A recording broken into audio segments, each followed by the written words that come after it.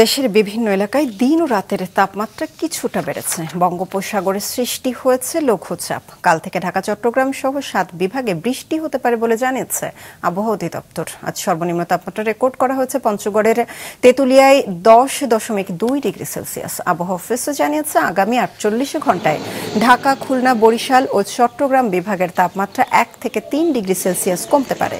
কিছু এলাকায় হালকা থেকে মাঝারি কুয়াশার সম্ভাবনা রয়েছে। উত্তরের অধিকাংশ জেলার সর্বনিম্ন তাপমাত্রা 10 থেকে 12 সেলসিয়াসের মধ্যে রয়েছে। বৃষ্টির পর শীত বাড়বে। জানুয়ারিতে দেশের উত্তরাঞ্চল সহ বিভিন্ন অঞ্চলে শৈত্যপ্রবাহ দেখা দিতে পারে। বৃষ্টিটা সাধারণত বেশিরভাগ হবে খুলনা বিভাগ এবং বরিশাল বিভাগে এবং ঢাকা বিভাগের দক্ষিণের যে জেলাগুলো আছে সেই জেলাগুলোতে বেশি। তবে বৃষ্টিপাত আগামীকাল শুক্রবার দুপুরের পর থেকে, অর্থাৎ দুপুর থেকে আমরা শনিবার রাত পর্যন্ত আমরা বৃষ্টির আশঙ্কা করছি দেশের উপরে। বিশেষ করে দক্ষিণের যে উপকূলীয় অঞ্চলগুলো আছে সেই অঞ্চলগুলোতে বৃষ্টির প্রবণতা একটু বেশি থাকে। যখন মেঘ কেটে যাবে, বৃষ্টি হয়ে যাবে, এরপরে কিন্তু তাপমাত্রা আবার ক্রমান্বয়ে কমতে থাকবে।